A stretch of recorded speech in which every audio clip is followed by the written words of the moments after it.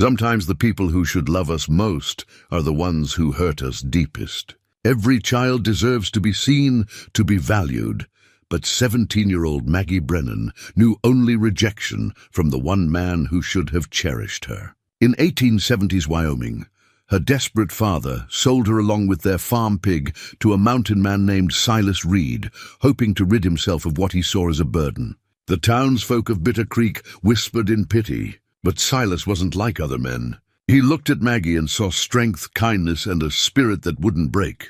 He saw what her father never did. What happened next would change both their lives and teach a whole town about true worth. Could a girl who'd never known love learn to trust again? Before we continue, tell us where you're tuning in from. And if this story touches you, subscribe, because tomorrow I've saved something extra special for you. Bitter Creek. Wyoming Territory wasn't the kind of place that welcomed softness. The town had grown up around the railroad depot like a stubborn weed, pushing through cracked stone, all sharp edges and hard survival. The buildings leaned into the wind, as if they'd learned long ago that standing straight was a fool's errand. Dust coated everything, the wooden sidewalks, the hitching posts, the faces of men who'd stopped hoping for better years ago. It was October of 1877. And the aspens on the distant mountains had turned gold, the only beauty for 100 miles in any direction. But nobody in Bitter Creek paid much attention to beauty. They were too busy trying to make it through another winter. Maggie Brennan stood at the kitchen window of her father's failing farmhouse, her thick hands red and raw from scrubbing the breakfast dishes in cold water. The pump had frozen again, and she'd had to break the ice in the bucket with the handle of a wooden spoon. At 17, she'd been doing this work for so long, she couldn't remember a time when her hands hadn't hurt. She was a large girl. There was no kind way around it. Her father certainly never tried to find one. Built like a draft horse, he'd say when he was in his cups, which was most evenings now. I got your mother's cooking and your grandmother's bulk. Ain't no man gonna want to hitch himself to that wagon. But Maggie had her mother's eyes too, soft brown, like creek stones worn smooth by water, and her mother's gentle spirit, though that had been harder to keep alive. Her face was round and pleasant when she allowed herself to smile, which was rare these days. She kept her dark hair pulled back severe and tight, as if trying to make herself smaller, less noticeable, less of a disappointment. The farmhouse sat 3 miles outside Bitter Creek proper, far enough that Maggie rarely went to town. It was a 2-room structure that had seen better days back when her mother was alive, and there was laughter in the walls. Now it just creaked and settled, groaning under the weight of her father's bitterness. Thomas Brennan had been a different man once, or so Maggie had been told. Ruth Henderson, their nearest neighbor 2 miles down the road, sometimes spoke of the time before Margaret Brennan died of fever when Maggie was 9, before Thomas turned to whiskey, before the farm started its slow decline into ruin. Your mother was the light in that man, Ruth had told Maggie once, pressing a warm hand to her cheek. When she passed, the light went with her. But that's not your fault, child. You remember that. But Thomas Brennan had made certain his daughter knew exactly whose fault it was. Margaret had died bringing Maggie's stillborn brother into the world, and in Thomas's telling of it, Maggie had cost him both a son and a wife. Never mind that Maggie had only been a child herself, watching her mother fade. Never mind that she'd nursed Margaret through 3 agonizing days, singing the songs her mother loved, holding her hand until it went cold. Thomas had a son from his first marriage, Jacob, who was 12 years older than Maggie, and had inherited his father's cruelty without his father's excuse of grief. Jacob had left for California 2 years back, chasing gold or glory or whatever young men chased when they wanted to escape responsibility. He'd promised to send money. He never did. The last letter had come 8 months ago, full of big talk and empty promises. Maggie dried the dishes and set them carefully on the shelf. The shelf her mother had painted yellow once, back when there was money for paint and reason for beauty. The color had faded to a sickly cream, but Maggie couldn't bear to see it bare wood. She touched it sometimes like touching a memory. She heard her father's boots on the porch before she saw him. Heavy, uneven steps. He'd been to town then. Nothing good ever came from Thomas going to town. He pushed through the door without wiping his feet, tracking mud across the floor Maggie had scrubbed that morning. He was a tall man, gone thin and ropey in his 53rd year, all sinew and angles. His face was weathered like old leather, his eyes pale blue and cold. "Get me coffee," he said, not looking at her. Maggie moved to the stove where a pot sat warm. She poured carefully, her hands steady, despite the familiar fear that tightened her chest whenever he came home like this. The cup rattled slightly against the saucer as she set it before him. He wrapped his hands around it and stared into the dark liquid. "Marshall says there's a mountain man coming through tomorrow. Trapper, looking to trade furs for supplies before winter sets in." Maggie waited. Her father never shared town news without purpose. Says he's got money. Good money, silver and gold both. Thomas took a long drink, then met her eyes for the first time. What she saw there made her stomach drop. Says he's looking for more than supplies. Says he needs help on his mountain. Cooking, cleaning, that sort of thing. Father, don't. He held up one hand. Don't start with me. You know how things stand. The bank's gonna take this place come spring if I don't clear the debt.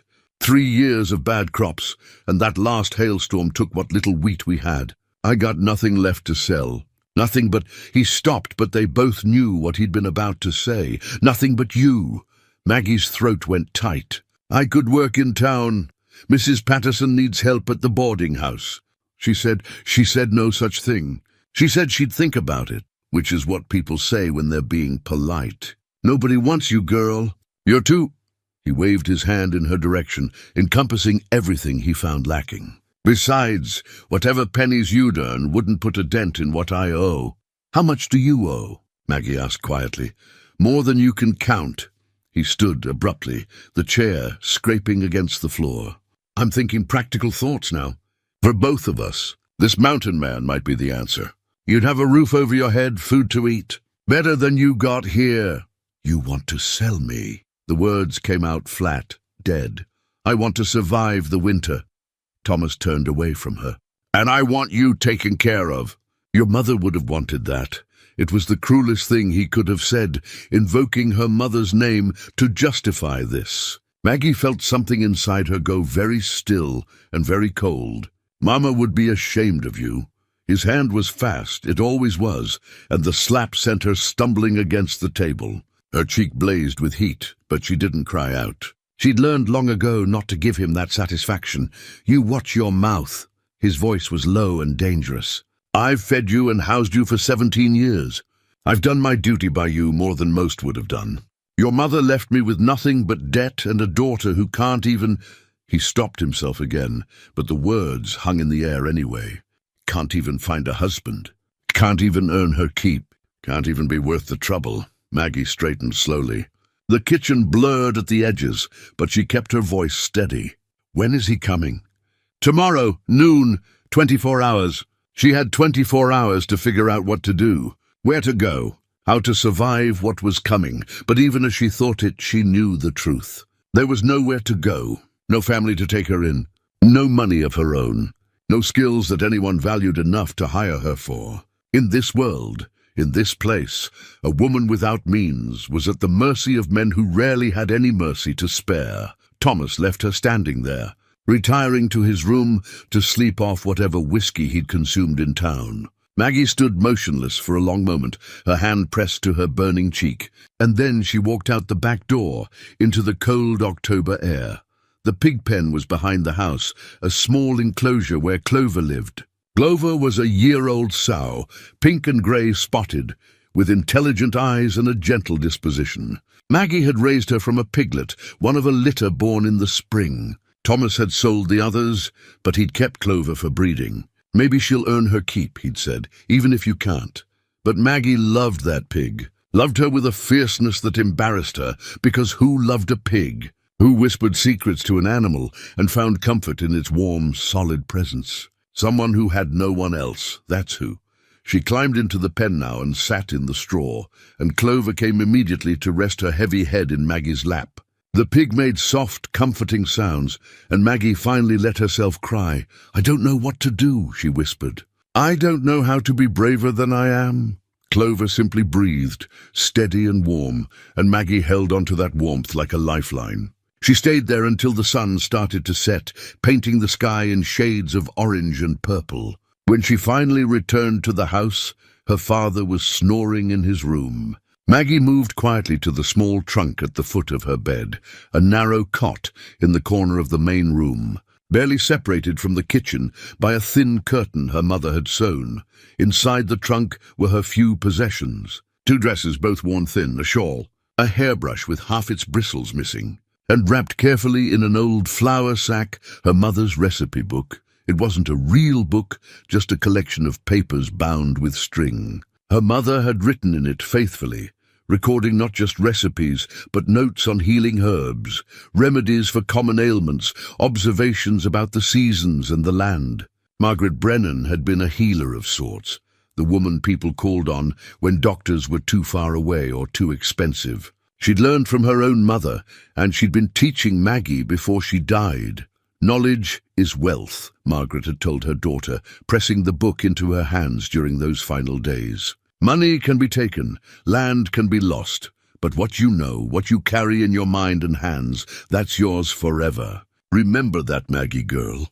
Remember you're worth more than anyone might tell you." Maggie held the book now, running her fingers over her mother's careful handwriting. She'd practiced these remedies in secret, gathering herbs when she could, treating small injuries on the farm animals.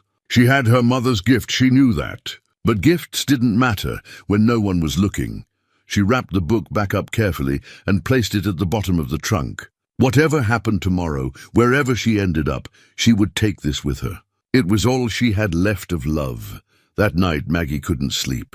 She lay on her cot and stared at the ceiling, listening to her father's snores and the house settling around her. She thought about running, just taking Clover and walking into the night, following the road until it led somewhere else.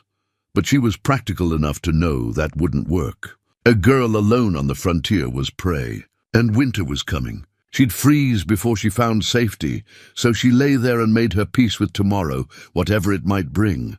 She'd survived her father's cruelty for 8 years. She'd survived her mother's death and her own grief. She'd survived being told every day that she was worthless. Too much? Not enough? Wrong? Maybe, she thought. Survival was its own kind of strength. When dawn came, cold and grey, Maggie rose and put on her better dress, the blue one that her mother had made, altered now to fit her fuller figure. She brushed her hair and pinned it carefully. She fed the chickens and milked the cow and made her father's breakfast, same as she did every morning. Thomas didn't speak to her. He ate his eggs and bacon in silence, then went to shave and put on his town clothes. At 11:30 they set out. Thomas walked ahead, and Maggie followed, leading Clover on a rope. The pig trotted obediently beside her, and Maggie kept her hand on the animal's warm back, drawing what comfort she could. Ruth Henderson was working in her garden when they passed. She straightened, shading her eyes, and Maggie saw the moment understanding crossed her face. Ruth started forward, but Thomas just tipped his hat and kept walking. Maggie couldn't bear to meet her eyes. The walk to Bitter Creek took 45 minutes. By the time they reached the edge of town, Maggie's hands were shaking. She clasped them together tightly, willing herself to be calm, to be strong, to be whatever she needed to be, to survive what came next. Thomas led her straight to the general store, where a small crowd had gathered. And there, standing beside a loaded pack mule, was a man unlike any Maggie had ever seen. He was tall and broad-shouldered, dressed in buckskin and fur, with a thick beard and long dark hair pulled back from his face. His eyes were a startling grey-green, like a mountain lake, and there was something in them, something watchful and careful and deeply quiet. This was Silas Reed, the mountain man, the stranger who would buy her like livestock and take her to a place she'd never been, for purposes she didn't want to imagine. Thomas pushed her forward slightly. "This is my daughter," he said, "and the pig, like I told you, both for $3 silver and a month's worth of supplies." Maggie's shame was so complete, so total, that she felt herself disappearing inside it. She couldn't look at the mountain man, couldn't look at the gathering crowd. She fixed her eyes on the dirt at her feet and waited for her life to end. Silas Reed looked at the girl standing before him with her eyes cast down, and then he looked at the man who called himself her father. Something cold settled in his chest, a familiar anger he'd learned to keep buried during his years in the mountains. He'd seen many things in his life, had done things in war that still haunted his dreams. But there was something about this transaction that struck him as particularly cruel.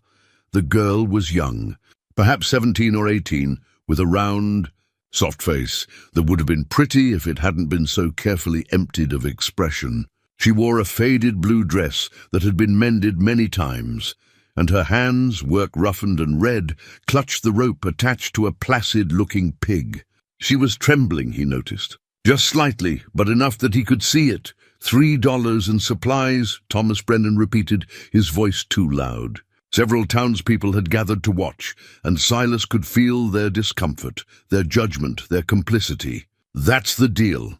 Silas had come to Bitter Creek for winter provisions, nothing more. He'd heard in the last town that Thomas Brennan was looking to make an unusual trade, but he'd assumed it was equipment or livestock. Not this, never this. He should have turned around and left. Should have told this man exactly what he thought of fathers who sold their daughters. But something made him hesitate, the way the girl held herself so carefully still, the way her knuckles had gone white around that rope, the way she seemed to be holding her breath.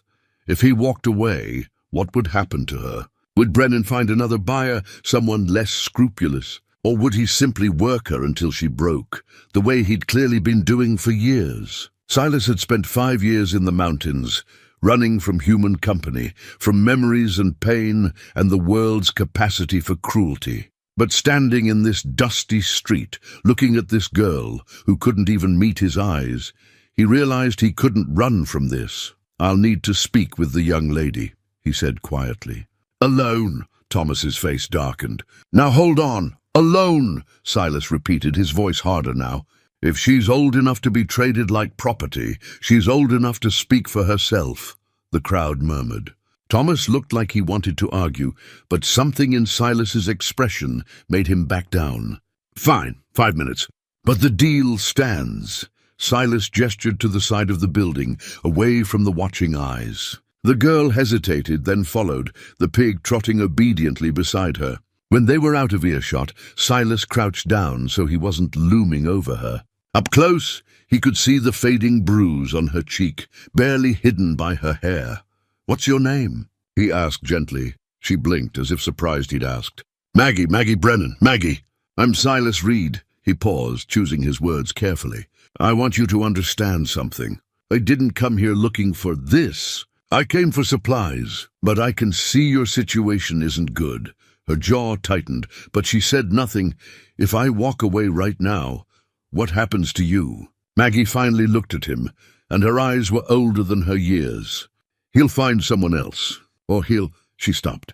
"It doesn't matter. It matters to me." Silas reached into his coat and pulled out a worn leather pouch. He loosened the strings and showed her the contents, $3 silver, exactly what her father had demanded. "This is what he thinks you're worth. 3 pieces of silver. But I want you to know something, Maggie Brennan. That's not your worth. That's his shame." Her eyes filled with tears, but she blinked them back fiercely. "My cabin is 2 days' ride into the mountains," Silas continued. "It's remote, quiet. I live alone. Have for 5 years now. I'll be honest with you, I could use help with cooking and keeping the place organized. But I want to make something very clear." He met her eyes steadily.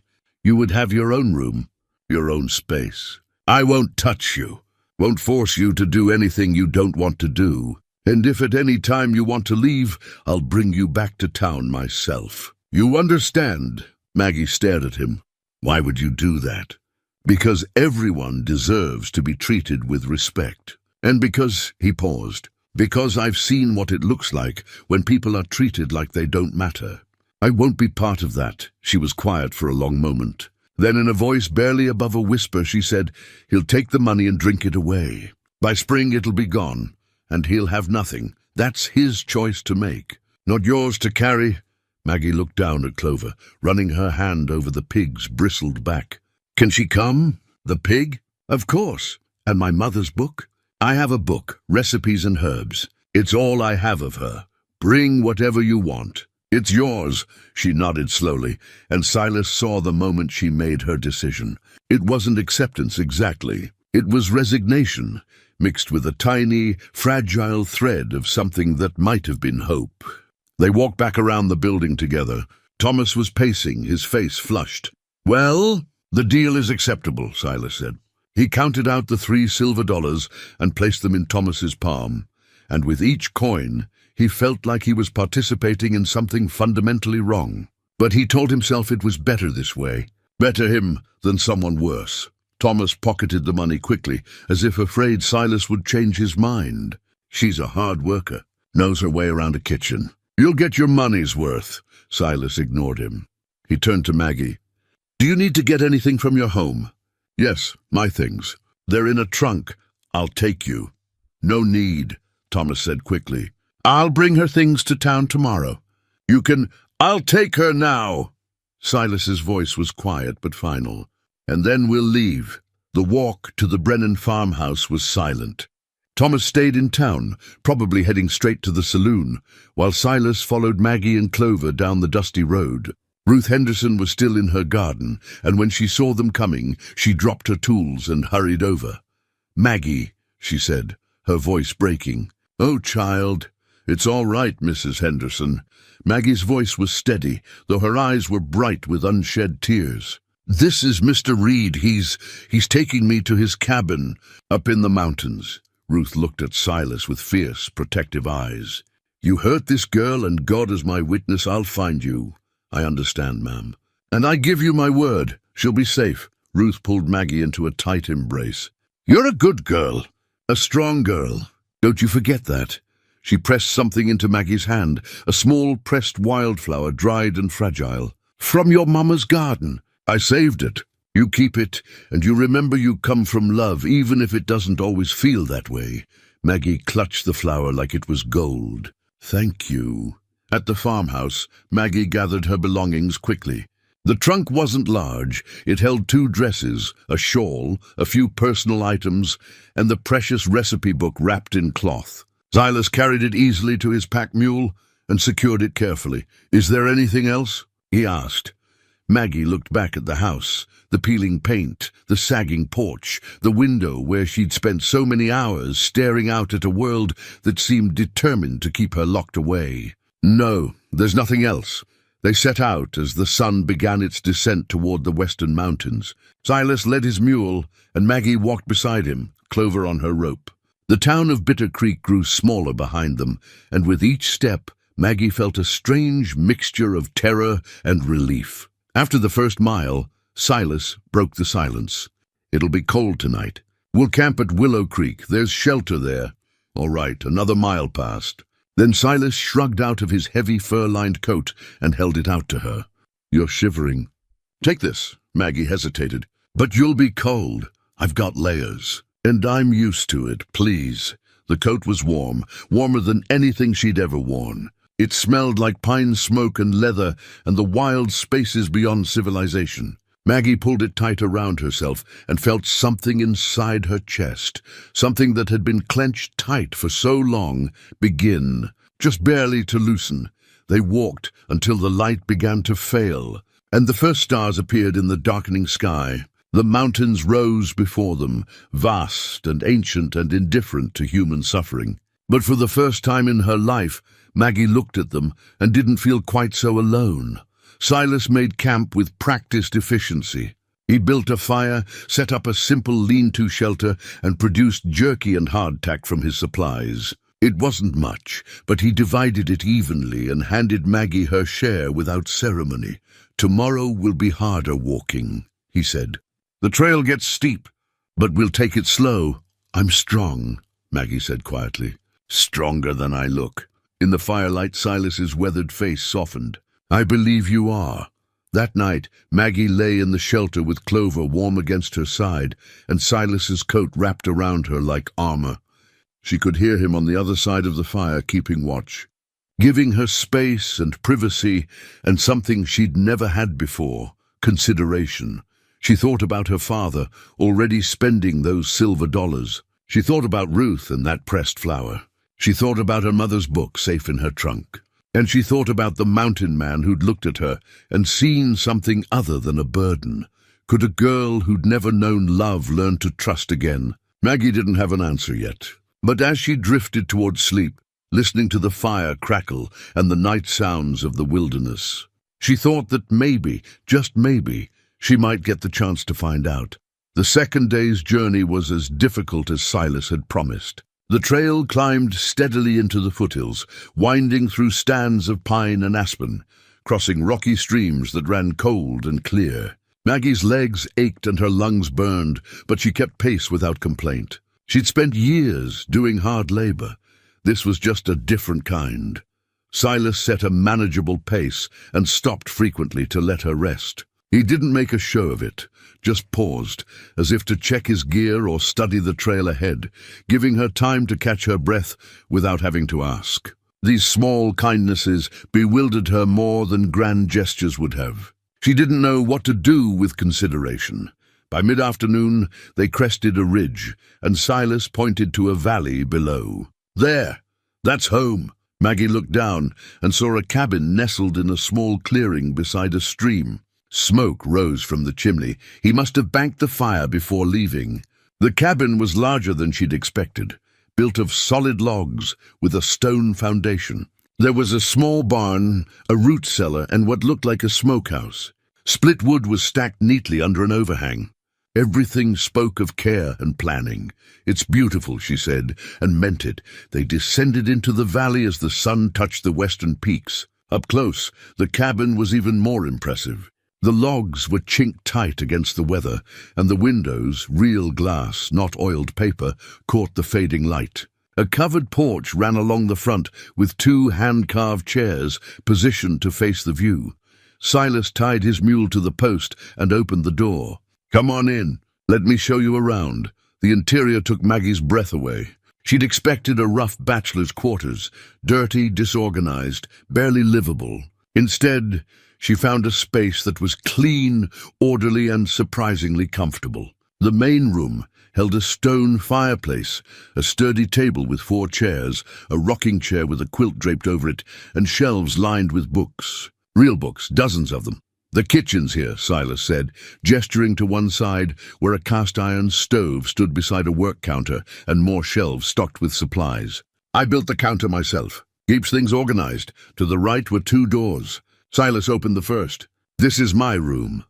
Maggie caught a glimpse of a neat bed, a trunk, and little else before he closed it. "And this," he opened the second door, "is yours." Maggie stepped into a small room with a real bed, not a cot, but an actual bed with a mattress and quilts. There was a chest of drawers, a washstand with a basin and pitcher, and a window that looked out toward the mountains. In the corner sat a hand-carved wooden chair with arms and a curved back, clearly made with skill and patience. "I made that chair 3 years ago," Silas said quietly from the doorway. I thought maybe someday I'd have family visit.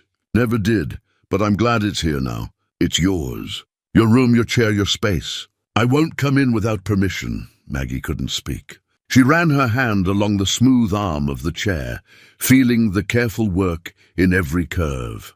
Someone had made this, made it well, made it to last, made it for someone they hoped would come. "I don't know what to say," she whispered. "You don't have to say anything." Silas set her trunk inside the door. "Get yourself settled. I'll tend the animals and get supper started." When he left, Maggie sat on the bed, her bed, and let herself feel the fullness of the moment. The mattress was stuffed with sweet-smelling grass and was more comfortable than anything she'd ever slept on. The quilts were worn but clean and warm. Afternoon light streamed through the window, painting everything gold. She unpacked slowly, reverently. Her 2 dresses went in the chest of drawers, which smelled of cedar. Her mother's recipe book she placed on the small shelf above the bed, where she could see it first thing each morning. The pressed wildflower from Ruth she tucked into the book's pages. When she emerged, Silas had the fire built up and was slicing salt pork into a pan. Clover was already settled in a corner of the barn, with fresh straw and a bucket of water. The mule stood in a stall, munching hay contentedly. "Can I help?" Maggie asked. Silas looked up and smiled, the first real smile she'd seen from him. It transformed his weathered face, reaching his eyes and making him look younger. "I'd be grateful for it. I'm adequate in the kitchen, but I'm guessing you're better than adequate." They worked together in comfortable silence. Maggie found her way around the kitchen naturally, noting where things were kept, approving of his organization. She made biscuits from his flour and lard, using techniques her mother had taught her. She added wild onions she spotted hanging from the rafters, and a pinch of herbs she recognized from the jars on the shelf. When they sat down to eat, Silas took his first bite of biscuit and closed his eyes. "Lord have mercy. I haven't had anything this good in 5 years." Maggie felt her cheeks warm. "It's just biscuits. It's not just anything. This is skill." He met her eyes. "Your mother taught you?" "Yes. She was a fine cook, and she knew herbs, for healing and flavoring both. I noticed the herb jars on the shelf. I gathered them, but I don't know much about using them properly, just the basics. I could organize them better," Maggie offered tentatively. "If you'd like. Some of them are mixed up, and a few are getting old. I could gather fresh ones in spring." "I'd appreciate that more than you know." They ate in silence for a while, and it wasn't the heavy, fearful silence of her father's table. It was peaceful, easy. Maggie found herself relaxing in increments, her shoulders dropping, her hands steadying. "Can I ask you something?" Silas said eventually. Maggie tensed but nodded. "That bruise on your cheek, was that him?" She touched her face reflexively. "Yes, the day before you came." I spoke out of turn. Silas's jaw tightened, but his voice stayed gentle. "You don't ever have to worry about that here. You can speak your mind, say what you think. I won't raise a hand to you, Maggie. Not ever. That's a promise." Tears pricked her eyes, but she blinked them back. "Why are you being kind to me?" "Because kindness is what you deserve. And because—" He paused, choosing words carefully. "I spent 20 years as a soldier, saw the worst of what people can do to each other. When the war ended, I came up here to get away from all that cruelty. I won't bring it into my own home." "You were a soldier?" "Union Army. Served all through the war and then some. When I finally mustered out, I just kept walking until I found a place where I couldn't hear the noise anymore. Been here 5 years come spring." Maggie studied him with new eyes. The careful way he moved, the watchfulness, the discipline in everything he did, it all made sense now. "Do you regret it? Coming here?" "Not for a moment." He stood and collected their plates. "But I'll tell you something. It's been lonely. I thought that's what I wanted. Turns out even old soldiers need company sometimes." That night, Maggie lay in her bed in her own room, and listened to the sounds of the cabin settling around her. She heard Silas moving quietly in the main room, banking the fire, checking the door. She heard the wind in the pines and the distant call of an owl. For the first time in 8 years since her mother died, Maggie felt something that might have been safety. It was fragile and new, and she didn't quite trust it yet, but it was there. A small, warm ember in the cold darkness of her fear. She pulled the quilts up to her chin and allowed herself the smallest smile. Tomorrow would bring new challenges, new uncertainties. But tonight she had a room of her own, and a chair made by careful hands, and a mountain man who'd promised she could speak her mind. It was more than she'd ever dared hope for. In the main room, Silas sat in his rocking chair and stared into the fire. He thought about the girl sleeping in the next room and the weight of responsibility he'd taken on. He'd meant every word he'd said to her. She was safe here, free here, valued here. But he also knew that words were easy and trust was hard. She'd been hurt deeply by the one person who should have protected her. It would take time for her to believe that not all men were cruel, that not all kindness came with conditions. He'd give her that time, as much as she needed. Outside, the stars wheeled overhead, and the mountains stood eternal watch. In the valley, 2 wounded souls had found shelter together, and that was enough for now. The days settled into a rhythm that surprised Maggie with its gentleness. She woke each morning to find Silas already up, the fire built and coffee brewing. He'd nod good morning and head out to check his trap lines, leaving her to start the day at her own pace. It was such a small thing. Privacy in the morning, time to gather herself, but it meant everything. She began contributing naturally, not from obligation, but from a genuine desire to make the space better. She cleaned and organized, swept and scrubbed, finding satisfaction in the work when it wasn't done under the weight of her father's criticism. Silas noticed and thanked her, but never demanded, never expected, just appreciated. 3 weeks into her new life, Maggie finally worked up the courage to tackle Silas's herb collection. The dried bundles hanging from the rafters were a jumble. Some, labeled some not, many so old they'd lost their potency. She spread them out on the table, sorting and identifying, making mental notes of what they'd need to gather come spring. Silas came in from his morning work and found her surrounded by herbs, her nose buried in a bundle of dried leaves. "What have you got there?" "Willow bark. Good for pain and fever. But this batch is at least 2 years old. It's lost most of its strength." She looked up at him. "Where did you gather it?" "Down by the stream. There's a grove of willows about a half-mile south. I could gather fresh bark when the weather warms. And there are other things too. Yarrow for wounds, mint for digestion, chamomile for sleep. My mother knew all of these. She taught me before—" Maggie's voice caught. "Before she passed." Silas sat down across from her. Sounds like she was a wise woman. She was. Everyone in Bitter Creek came to her when they were sick or hurt. She never charged much, sometimes just eggs or vegetables in trade. Papa said she was foolish, giving away her skills for nothing. But Mama said healing wasn't something you hoarded. It was something you shared. Your Mama was right. Silas reached for one of the bundles. "I've got a confession. I gathered all these herbs because I knew they were useful, but I don't really know how to use most of them properly. I've just been guessing." Maggie felt a flutter of something unfamiliar, pride perhaps, or purpose. "I could teach you, if you'd like." "I'd like that very much." They spent the afternoon organizing the herbs. Maggie created a proper system, labeling everything clearly in her careful handwriting. She showed Silas which plants were which, how to prepare them, what they treated. He listened attentively, asking questions, taking mental notes. "You've got a real gift," he said finally. "This knowledge, it's valuable, important." Papa never thought so. He said Mama wasted her time with her herbs and remedies, said it was women's foolishness. Your papa was wrong about a lot of things.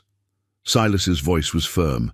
"Healing is one of the most valuable skills a person can have. Out here especially. The nearest doctor is 40 miles away, and sometimes that's too far." Maggie looked at him carefully. "Are you hurt? Is that why you wanted me to look at your herbs?" Silas hesitated, then held up his left hand. "Caught it on a steel trap 2 weeks back. I cleaned it and wrapped it, but it's been slow to heal. Nothing serious, but let me see." He unwrapped the bandage to reveal a nasty cut across his palm. The wound was clean, but the edges were red and the tissue looked inflamed. Maggie frowned. "This needs proper care. Why didn't you say something sooner?" "Didn't want to trouble you when you were just settling in." "It's not trouble." Maggie was already moving, gathering what she needed: yarrow to stop infection, comfrey to help the tissue heal, clean cloth for bandaging. "Sit still." She worked with confident, gentle hands, cleaning the wound with warm water, applying a poultice of crushed herbs, wrapping it snugly but not too tight. Silas watched her face as she worked. The concentration, the care, the competence. This was a young woman who knew exactly what she was doing. "There," Maggie said, tying off the bandage. "Change this twice a day. Keep it clean and dry. It should heal properly now." "Thank you." Silas flexed his hand carefully. "That feels better already." "You should have shown me sooner. Infections can turn dangerous." "Yes, ma'am." There was gentle humor in his voice. "I'll be sure to report all injuries promptly from now on." Maggie felt herself smile. A real smile, unguarded. "See that you do." That evening, as they prepared supper together, Maggie found herself humming. She stopped abruptly when she realized what she was doing, but Silas just smiled. "That's a nice tune. Your mama teach you that too?" "Yes. She used to sing while she cooked. Said it made the food taste better. Keep singing if you want, I like it." So she did, softly at first, then with more confidence as the melody came back to her. It was a simple song about springtime and flowers, and she hadn't sung it in 8 years. But here in this warm kitchen, with capable hands and useful work, the music came naturally. The days grew shorter and colder as October gave way to November. The first real snow fell on a grey morning, transforming the valley into something out of a dream. Maggie stood at the window and watched the flakes drift down, and felt something unfamiliar stirring in her chest. Contentment, that's what it was. She was content. Silas came in, stamping snow from his boots. "Storm's settling in. We'll be snowed in for a few days, most likely." Instead of fear, Maggie felt only peace. The cabin was well stocked with food and firewood. They had books to read and work to do. And more than that, they had each other's company, which had somehow become something she valued rather than endured. "I made stew," she said, "and fresh bread. You're going to spoil me." "Good. You deserve to be spoiled." The words came out before she could stop them, and Maggie felt her face heat. But Silas just smiled, that warm smile that crinkled the corners of his eyes. "So do you," he said quietly. "I hope you're starting to believe that." Over supper, they talked about the coming winter. Silas described the way the valley looked in deep snow, the wildlife that would appear, the quiet that settled over everything. Maggie told him about her mother's winter remedies, how she'd made syrups and tinctures during the cold months when fresh herbs were scarce. "I'd like to learn that," Silas said. "If you're willing to teach me, I'd like that too." After the dishes were cleared, they sat by the fire. Silas pulled out a piece of wood and a knife and began carving, small, careful cuts that gradually revealed a shape. Maggie watched his hands move, steady and sure, creating something from nothing. "What are you making?" she asked. "A spoon." "For the kitchen. The ladle's handle cracked last week. You made all the furniture here, didn't you? The chairs, the table, the bed frames?" "Yes, gives me something to do during the long evenings. And I like working with wood. It's honest work. What you put in is what you get out." Maggie thought about that. Honest work, honest appreciation. An honest life built on mutual respect and contribution. This was so different from her father's house, where every effort was met with criticism, every kindness with suspicion. "Silas?" she said softly. "Yes?" "Thank you for bringing me here, for treating me like I matter." He looked up from his carving, his grey-green eyes serious. "You do matter, Maggie. You matter a great deal. I hope you're beginning to see what I saw that first day in Bitter Creek." "What did you see?" "Strength, dignity, someone who'd survived things that would have broken lesser people. Someone worth knowing." He paused. "Someone worth $3 silver and a whole lot more." Maggie's throat tightened with emotion. "I'm starting to see it. Or at least, I'm starting to believe that maybe I could. That's enough for now. The rest will come." Outside, the snow continued to fall, piling up against the windows and muffling all sound. Inside, 2 people sat by the fire, working and talking and building something neither of them had quite named yet. A partnership, a friendship, maybe the beginning of something more. Maggie looked at the herbs organized on the shelf, at the kitchen that had become her domain, at the comfortable home she'd helped create. She thought about the hand-carved chair in her room, and the man who'd made it hoping for family. She was starting to feel like maybe she'd found what she'd been looking for all along. Not rescue, she didn't need rescuing, but recognition. Someone who saw her for who she truly was. And that, she was beginning to understand, was worth everything. The heart of winter arrived with a ferocity that kept them cabin-bound for days at a time. Snow piled high against the walls, and the wind howled through the valley like something alive and hungry. But inside, the cabin stayed warm, and Maggie found herself grateful for the isolation. It gave her space to heal in ways she hadn't expected. One evening in late December, while organizing firewood near Silas's room, Maggie noticed a small wooden box tucked on a high shelf. It was dusty, clearly untouched for some time, and before she could think better of it, her curiosity got the better of her. "I'm sorry," she said immediately when Silas came in and found her holding the box. "I was cleaning and I saw it and I shouldn't have—" "It's all right," Silas said quietly. "You weren't snooping, and maybe it's time someone else knew." He took the box gently and opened it. Inside was a silver locket on a delicate chain. He held it out to her, and when she opened it, she saw the faded photograph of a beautiful young woman holding a small child, a girl, perhaps 3 years old. Her name was Sarah, Silas said, his voice rough with old grief. "The little one was Emma, my wife and daughter." Maggie's breath caught. "Silas, I'm so sorry. I didn't know. Nobody does. It's been 7 years now. Feels like yesterday and forever at the same time." He sat down heavily in his rocking chair. "We had a small homestead in Missouri. Nothing fancy, but it was ours. Then the fever came through one summer. Took half the county before it burned itself out. Sarah and Emma, they both got sick within days of each other." He stopped, his throat working. Maggie waited, giving him the space to continue or not as he chose. "I tried everything. Every remedy I knew, every doctor within riding distance. Nothing helped. Sarah went first, then Emma 3 days later. I buried them on the hillside overlooking the house, and then he shook his head. I couldn't stay there. Everywhere I looked, I saw them, heard them. I sold everything and just started walking west. Kept walking until I found this valley, and I've been here ever since." Maggie sat down across from him, the locket still warm in her hand. "Is that why you came down from the mountain?" "Why you helped me, partly. I saw you standing there with your head down, your father selling you like livestock, and I thought about Emma, about what kind of life she would have had if I hadn't been there to protect her.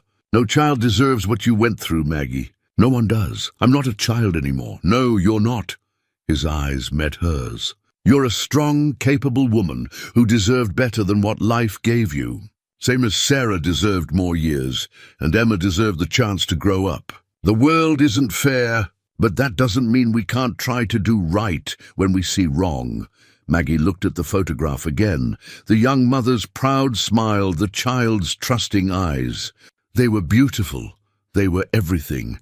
Silas took the locket back and closed it carefully. "I thought the pain would kill me at first. Wanted it too some days, but it didn't. I survived. And eventually I realized that surviving was what I owed them. Living a good life, even alone. Honoring their memory by not giving up." Maggie felt tears slip down her cheeks. "My mother died bringing my stillborn brother into the world. My father blamed me. Said I cost him everything. I believed him for so long. It wasn't your fault. You know that now, don't you?" "I'm starting to." She wiped her eyes. "It's strange. We've both lost so much, both been so alone. And now we're here together. Not so strange, maybe. Sometimes broken things fit together in ways that whole things can't. We understand each other's pain. That means something." They sat in comfortable silence for a while, the fire crackling, the wind howling outside. Then Silas stood and placed the locket back in its box, but this time he set it on the mantel where it could be seen. "They're part of this home now," he said. "Part of my story. And you should know my story, Maggie, just like I want to know yours." Over the next weeks, they shared their histories in pieces. Maggie told him about her mother's gentleness, her father's transformation after Margaret's death, the long years of criticism and diminishment. Silas told her about his time in the war, the things he'd seen and done, the weight of command, and the burden of sending men into danger. "I was a captain," he explained one evening. "Led a company through some of the worst fighting. Lost more men than I care to count. Each one of them trusted me to keep them safe, and I failed them. When it was over, I had medals and commendations, but all I could see were the faces of the boys who didn't come home. You did your duty. That's all anyone could ask. Maybe, but duty doesn't ease the nightmares." He looked at her. "Does it ease yours? Knowing you did everything you could for your mother?" "No," Maggie admitted, "but it helps to talk about it.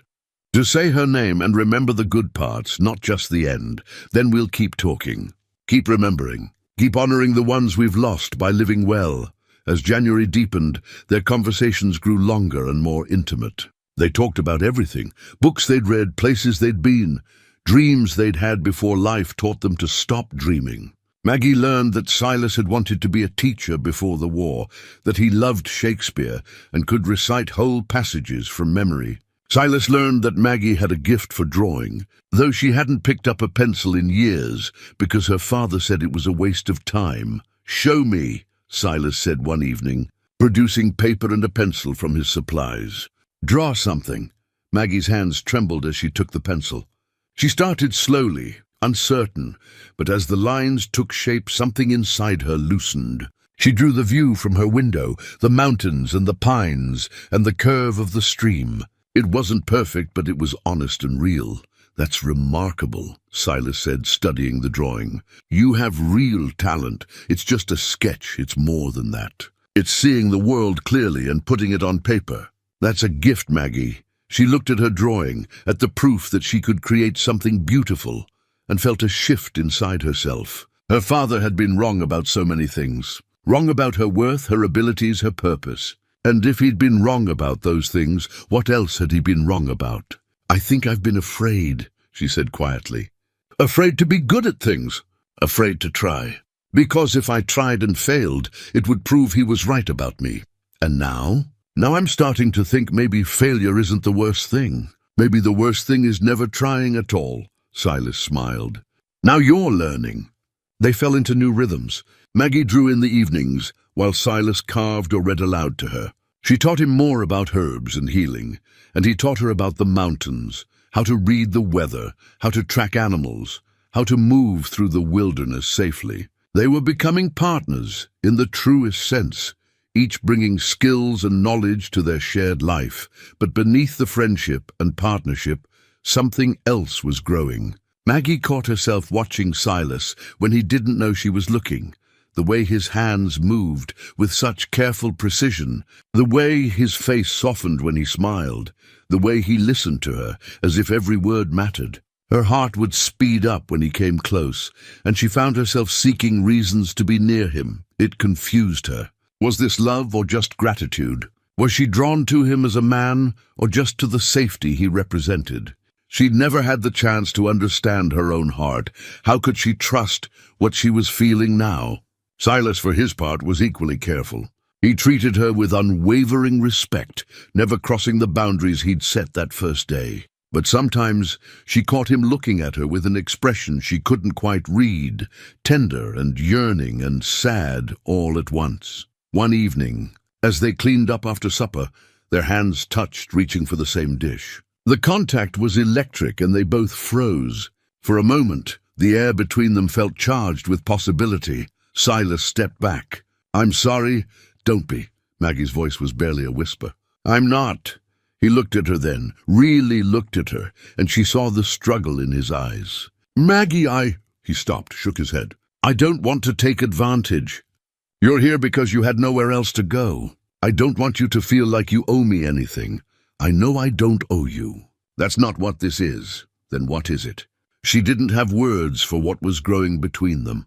How could she explain that she was falling in love with his kindness, his strength, his quiet dignity? That she saw him not as a savior but as an equal, someone who understood pain and survival and the hard work of healing? "I don't know yet," she said honestly, "but I'd like the chance to find out." Silas's expression softened. "I'd like that too, but we'll take it slow. No rushing, no pressure. We have time." "Yes," Maggie agreed. "We have time." But even as she said it, she felt the first whisper of something that might have been urgency. Because time, she was learning, was never guaranteed. And happiness, when you found it, was precious and fragile and worth holding on to with both hands. Outside, the winter stars wheeled overhead, ancient and indifferent. Inside, two souls moved closer to each other, tentative and hopeful, building something new from the ashes of their old lives. Spring came slowly to the mountains, arriving in fits and starts. The snow melted in patches, revealing brown earth that gradually turned green. Birds returned, filling the valley with song.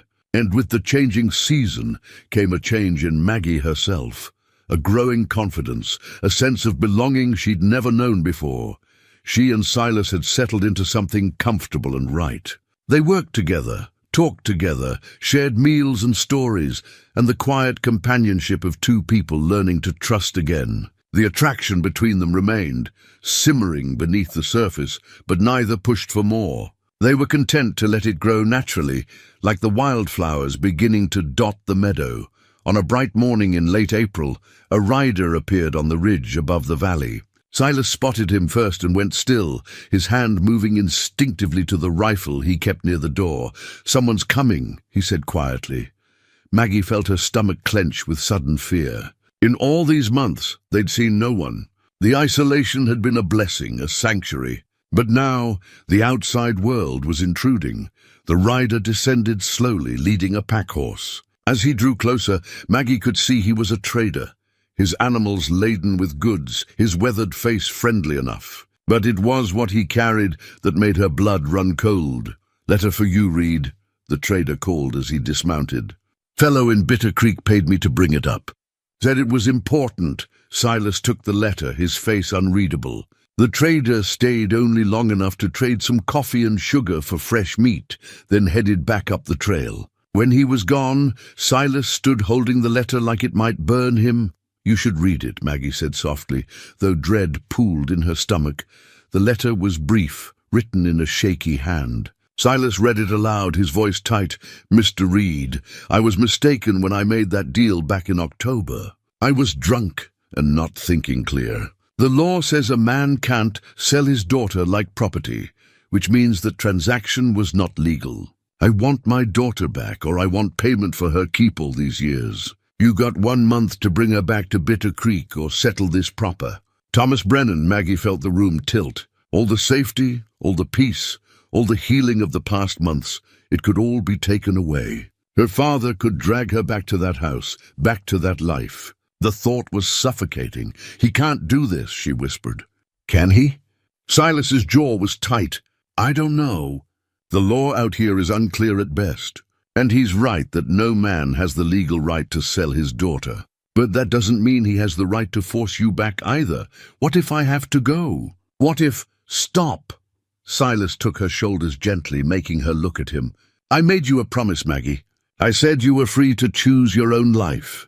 That hasn't changed. No one is taking you anywhere you don't want to go. But the law is on your side as much as his. You're of age. You're not his property. And if he thinks he can just demand you back because he's run out of money—" Silas stopped, clearly struggling with his anger. "I won't let that happen. He'll come here, or he'll send the marshal. He'll make trouble. Then we'll deal with it together." Silas's eyes were fierce. "Do you want to go back to him?" "No, never." "Then you won't. I promise you that." But promises, Maggie knew, were fragile things. Her father was desperate, and desperate men did desperate things. She'd seen it before, the way his eyes got when he was backed into a corner, the way his cruelty intensified when he felt powerless. The next days were colored by anxiety. Maggie jumped at every sound, expecting her father to appear at any moment. She had nightmares about being dragged back to Bitter Creek, locked in that farmhouse. Her new life nothing but a dream. Silas watched her withdraw into herself, saw the fear returning to her eyes, and it broke his heart. They'd come so far, and now one letter had unraveled months of healing. "We need to go to Bitter Creek," he said finally. "Face this head on. Hiding up here won't solve anything. We'll talk to the marshal, get the law clear. Show your father that you're not coming back, and that's final. I can't face him." Maggie's voice was small. "I'm not strong enough." "Yes, you are. You're one of the strongest people I've ever met. You survived him for years. You can face him for one day, especially with me beside you. What if it's not enough? What if the marshal sides with him? Then we'll figure out the next step. But Maggie, running and hiding isn't living. You deserve to live free without fear. And that means standing up and claiming your freedom out loud." She knew he was right. She'd been claiming her worth in small, private ways for months. But to do it publicly, in front of her father and the town that had watched her humiliation, that was different. That was terrifying, but it was also necessary. "All right," she said finally. "We'll go." "But Silas, if something happens, if they make me go back, they won't. I won't allow it. And more importantly, you won't allow it. You're not that scared girl anymore, Maggie. You're a woman who knows her own worth. Remember that." They spent the next week preparing. Maggie worked with renewed focus on her herbs, creating tinctures and salves, organizing everything carefully. It gave her something to do with her hands, a way to channel her nervous energy. Silas watched her work and saw the determination beneath the fear. One evening, she showed him a small leather pouch she'd sewn. "My mother's recipes. I copied the most important ones onto good paper. If anything happens, nothing's going to happen.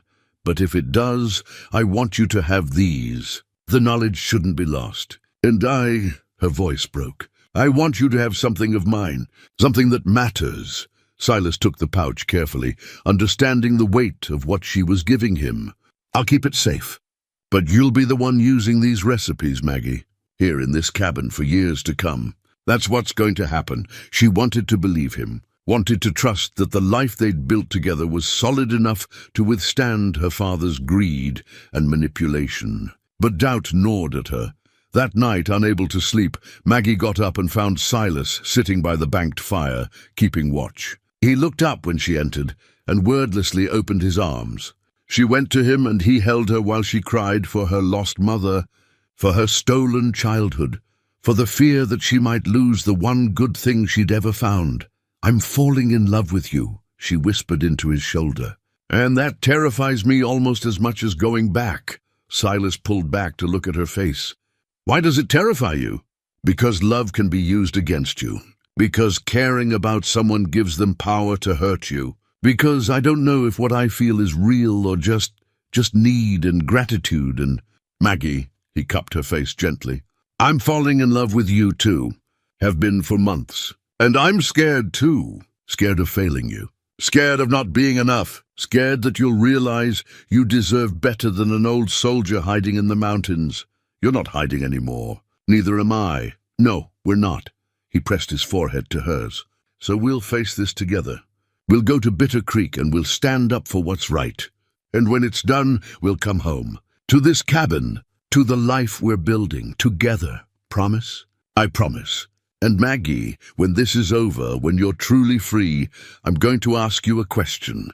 A very important question. But I want to wait until you can answer without fear hanging over you." She knew what question he meant. Her heart swelled with hope and terror in equal measure. "I'll be ready to answer it." Good. They sat together until dawn, drawing strength from each other.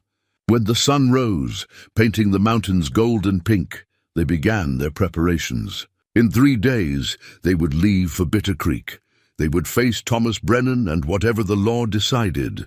They would fight for the life they'd built, and Maggie, for the first time, truly believed they might win.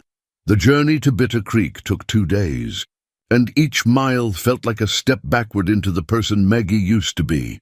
By the time they crested the final ridge and saw the town below, her hands were shaking and her stomach was churning with dread. Silas reached over and squeezed her hand.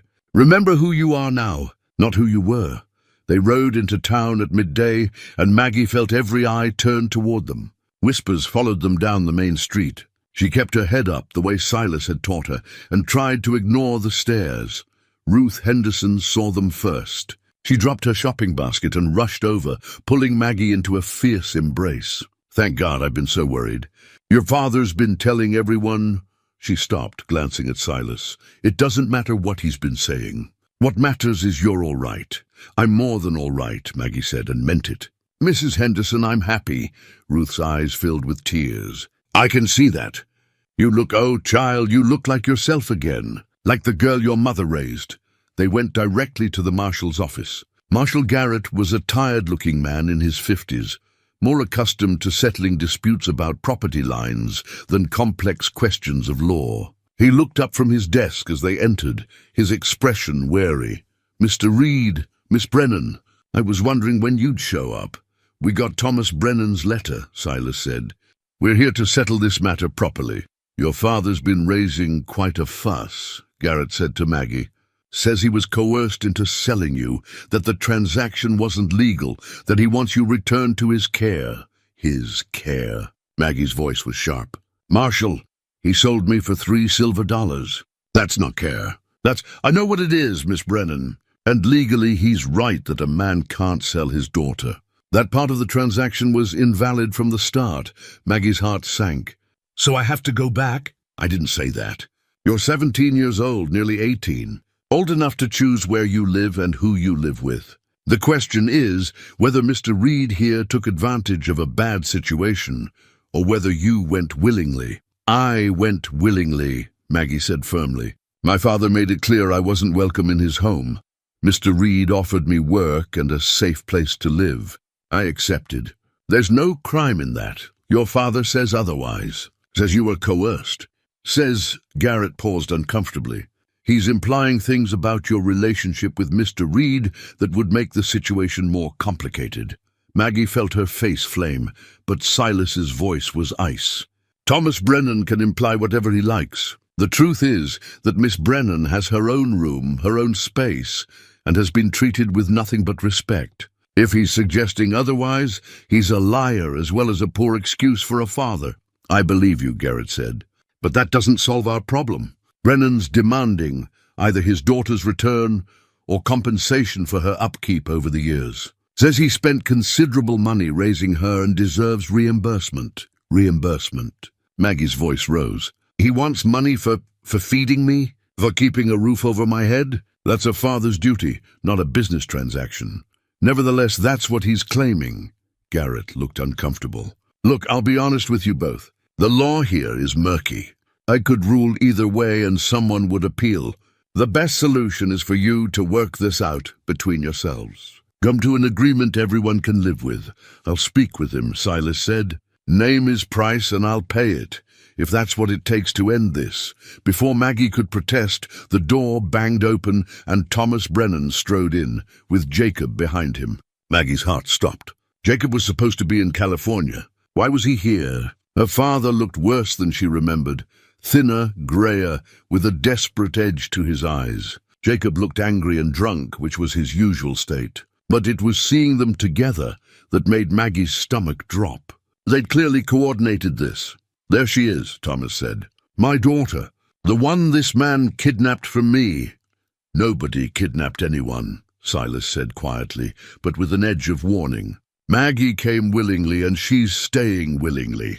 Willingly. Jacob sneered. She doesn't know what she wants. She's simple, always has been. Needs her family to look after her, Maggie found her voice. I'm not simple, and I don't need either of you. That's not what the law says, Thomas snapped. The law says I'm your father, and I have a right to— You have no rights. The voice came from the doorway, sharp and clear. Ruth Henderson stood there, her face flushed with anger, and she was holding a book, a ledger of some kind. You have no rights because you forfeited them years ago. Ruth, this isn't your business, Thomas said. But there was fear in his eyes now.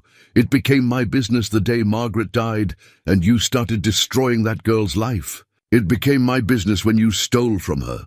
Ruth stepped forward, slamming the ledger on the marshal's desk. This is Margaret Brennan's accounting book. She was a careful woman, kept track of everything. And she kept track of the money her mother left her. $300 and the deed to 200 acres of prime valley land south of town. The room went silent. Maggie stared at Ruth, not understanding. My grandmother. But she died when I was a baby. She did. And she left everything to your mother, with instructions that it should pass to you when you came of age. Your mother was saving it for you. She recorded every transaction, every penny saved. She planned to give it all to you when you turned 18. Ruth opened the ledger and turned it so the marshal could see. Margaret died when Maggie was 9. Thomas was named executor of the estate until Maggie reached majority.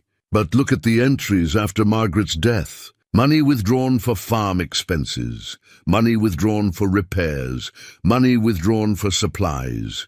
Within 2 years, the entire $300 was gone. And he sold the land, Margaret's land, Maggie's inheritance, to pay his gambling debts. Maggie couldn't breathe.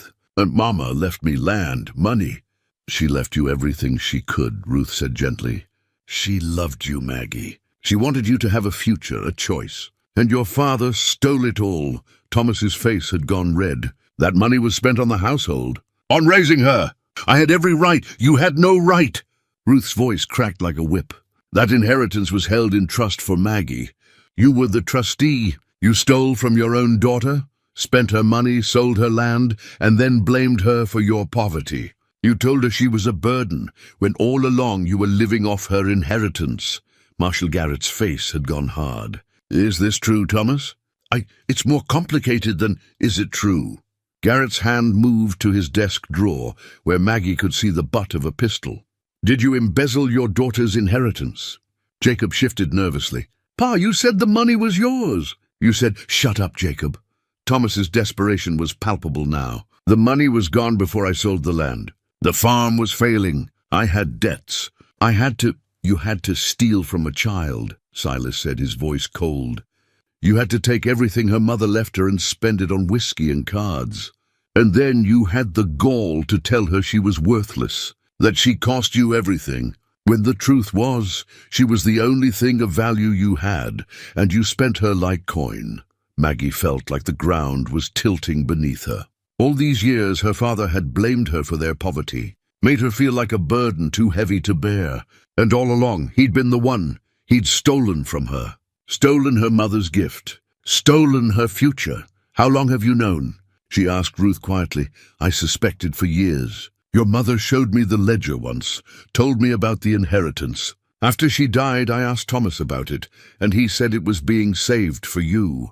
But then I saw him selling the land, saw him drinking away money he claimed not to have. I should have spoken up sooner. Ruth's eyes filled with tears. I'm so sorry, Maggie.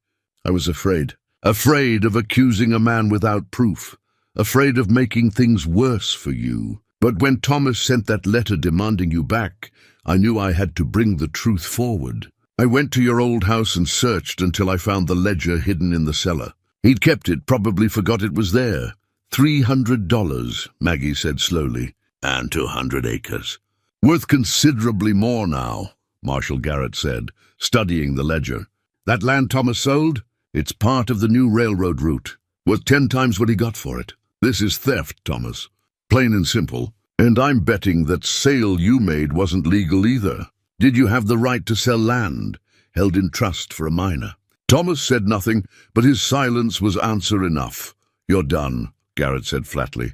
You'll face charges for embezzlement. As for this situation with your daughter, you have no claim on her, none.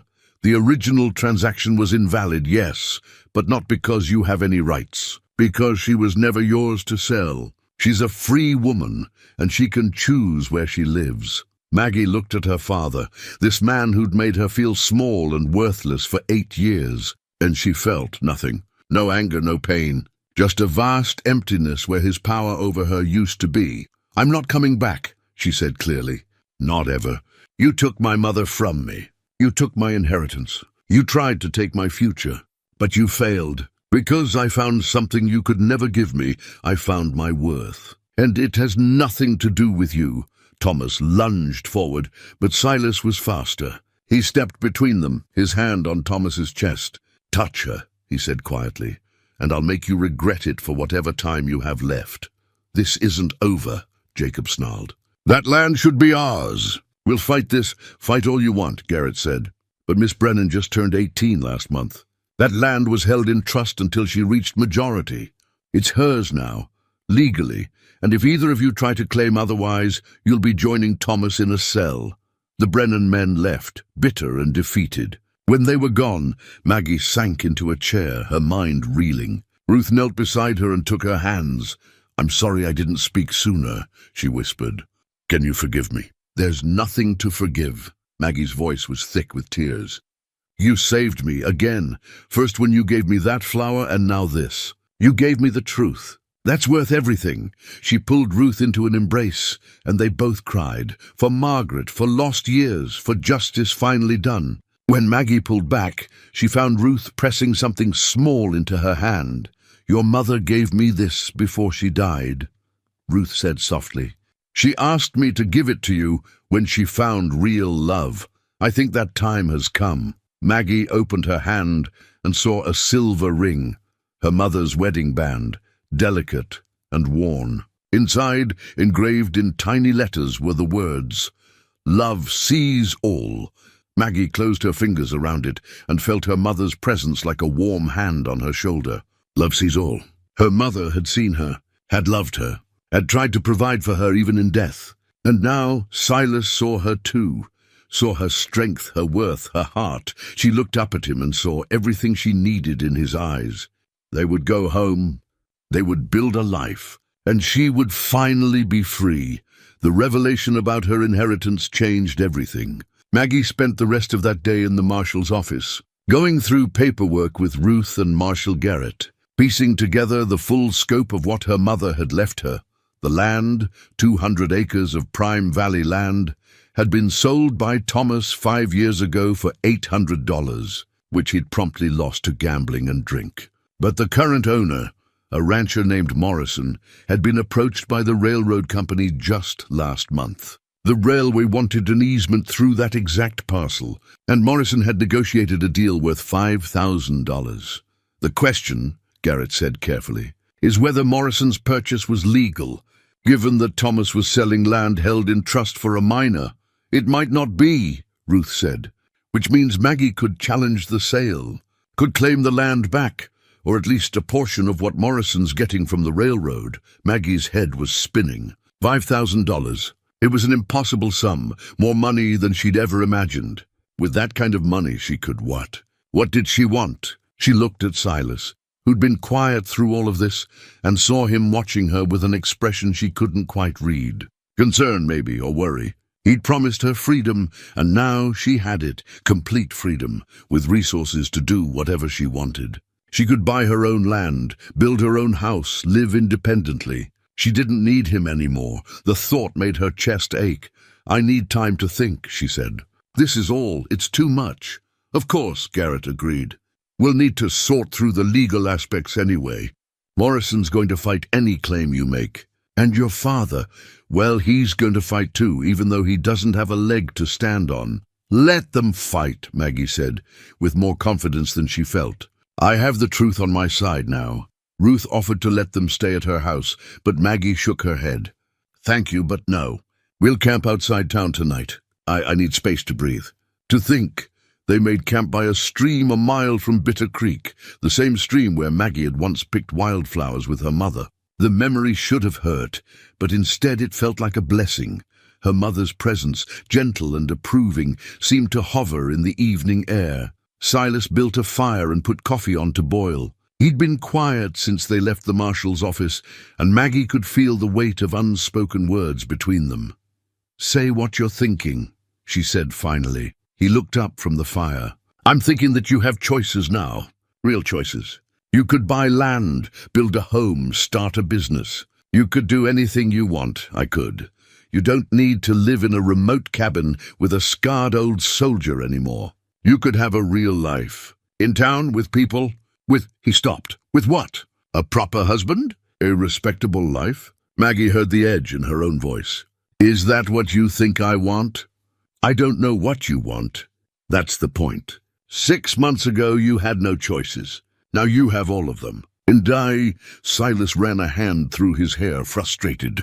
"I don't want you to stay with me out of gratitude or habit, or because you don't know what else to do. You deserve more than that. So you're trying to push me away, for my own good?" "I'm trying to give you space to figure out what you actually want." Maggie stood, anger and hurt warring in her chest. "You know what I hate? I hate that everyone thinks they know what's best for me. My father thought he knew that I should be grateful for scraps and never ask for more. The town thought they knew that I should quietly accept my lot and not make a fuss. And now you think you know that I should take my inheritance and build some proper life that fits what everyone expects. That's not what but nobody asks me. Nobody says, 'Maggie, what do you want? What makes you happy? What does your heart tell you?'" Oh, Drew, she was shouting now, months of suppressed emotion pouring out. "So I'm going to tell you, Silas Reed. I'm going to tell you what I want." She took a breath, steadying herself. "I want that cabin in the mountains. I want to wake up and see those peaks through my window. I want to organize herbs and draw pictures and learn more about healing. I want to teach other people what my mother taught me. I want to build something that matters, something that helps people. And her voice broke, I want to build it with you. Not because I'm grateful, not because I have nowhere else to go, but because I love you, because you see me, because when I imagine my future, you're in every single part of it. Silas stared at her, his expression raw. Maggie, I know I'm young. I know I haven't seen much of the world. But I know what I feel. And if you're trying to push me away because you think it's noble, or because you think I'll regret choosing you, then you're wrong. The only thing I'd regret is not fighting for what I want. For who I want. For a long moment, Silas said nothing. Then he crossed to her in 3 strides and pulled her into his arms. I love you, he said fiercely. God help me, I love you so much it terrifies me. I didn't want to trap you. Didn't want you to wake up one day and realize you'd settled for less than you deserved. You're not less. You're everything. Maggie pulled back to look at him. But I need you to trust me. Trust that I know my own heart. Can you do that? Yes, he cupped her face in his hands. Yes, I can do that. Good, because I have plans. Big plans. And I need your help to make them happen. They sat by the fire, and Maggie laid out her vision. With her inheritance, she could reclaim her mother's land, or at least claim a portion of the railroad money. But she didn't want to build there, close to Bitter Creek and bad memories. She wanted to use the money differently. Your valley, she said. It's perfect. Remote enough for peace, but not so far that people couldn't reach us if they needed to. I want to build a healing farm there, a place where people can come for medicine and treatment, where women in bad situations can find refuge, where I can teach others what my mother taught me. Silas listened, his eyes bright. That's Maggie, that's remarkable. We'd need to expand the cabin, build proper spaces for patients, plant an herb garden, maybe add a small barn for people who need to stay for a few days. It would be work, but it would be worth it. It would be using your gifts the way they were meant to be used. He took her hands. I'll help you build it. Every nail, every board. We'll make it together, and you'll marry me? The words came out before she could stop them, bold and terrifying. That was the question you wanted to ask, wasn't it? When this was over? Silas laughed, surprised and delighted. I believe the man is supposed to ask that question. Why? I know what I want. I'm asking. Then yes. Yes, 1,000 times yes. I'll marry you, Maggie Brennan. I'll spend the rest of my life making sure you never doubt your worth again. They kissed then, sweet and sure, sealing the promise. When they pulled apart, Maggie was smiling wider than she ever had. We should do it properly, though, Silas said. The proposal. You deserve that. Later. Right now, we have work to do. They spent the evening planning. Tomorrow, they'd return to the marshal's office and formally challenge the land sale. They'd hire a lawyer if they had to. Fight Thomas and Morrison both if necessary. Ruth had already agreed to testify about Margaret's intentions and Thomas's theft. With the ledger as evidence, they had a strong case, but they also had to prepare for Thomas and Jacob to escalate. Desperate men did desperate things, and the Brennan men had nothing left to lose. They might try something, Silas said quietly. Attack you or me. Try to intimidate witnesses. We need to be careful. I'm not afraid anymore. Maggie meant it. Let them try. They can't hurt me now. They have no power over me. Still, we should ask Marshal Garrett to keep watch. And maybe, he hesitated, maybe we should get legally married before we leave town. Make it official. That way, there's no question about your status, no way for Thomas to claim guardianship or any other nonsense. You want to marry me tomorrow? I want to marry you yesterday. Tomorrow will do, he smiled. Unless you want a big ceremony with... No, I want simple. I want Ruth there as witness, and I want to start our life together without any more waiting. We've both waited long enough. They held each other as the fire burned down to embers. Above them, stars wheeled through the vast Wyoming sky, the same stars that had watched over Maggie's mother, that had witnessed her pain and her hopes. The same stars that would watch over the life Maggie was about to build. The next morning, they returned to Bitter Creek with purpose. Marshal Garrett agreed to post a deputy outside Ruth's house, where Maggie would stay until the legal matters were settled. Silas would camp nearby, within shouting distance. They found a lawyer, a sharp-eyed woman named Mrs. Thornton, who'd recently moved to Bitter Creek from Denver. She reviewed the ledger, listened to Ruth's testimony, and nodded with satisfaction. "This is a strong case," she said. "Morrison purchased in good faith, so we may not be able to reclaim the land itself. But the railroad money is another matter. Your mother's inheritance was stolen. The proceeds from that theft funded your father's life for years. He owes you restitution. And if the sale was legally invalid because he was selling trust property without proper authority, then Morrison's subsequent windfall was built on stolen land. You're entitled to a significant portion of that $5,000. How much?" Maggie asked. "I'd argue for half, minimum. Possibly more. It depends on how the judge sees it. But between the theft, the invalid sale, and the current windfall, you have multiple claims. We'll file tomorrow." That afternoon, Maggie and Silas went to the small church at the edge of town. The minister was an elderly man with kind eyes who asked no questions when they requested a simple ceremony. Ruth stood as witness, weeping happy tears. Marshal Garrett came too, both as witness and as protection. Maggie wore her blue dress, the one her mother had made. Silas wore his best shirt, cleaned and pressed. They had no rings yet.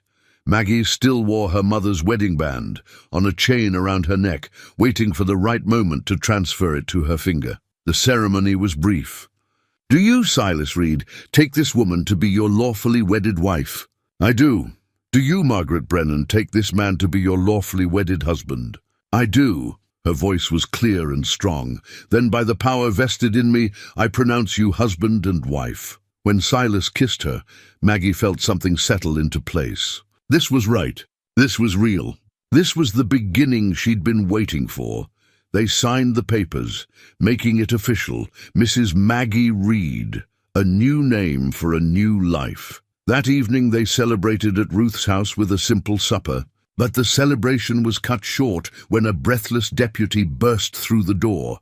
"Marshal, there's trouble at the Morrison ranch.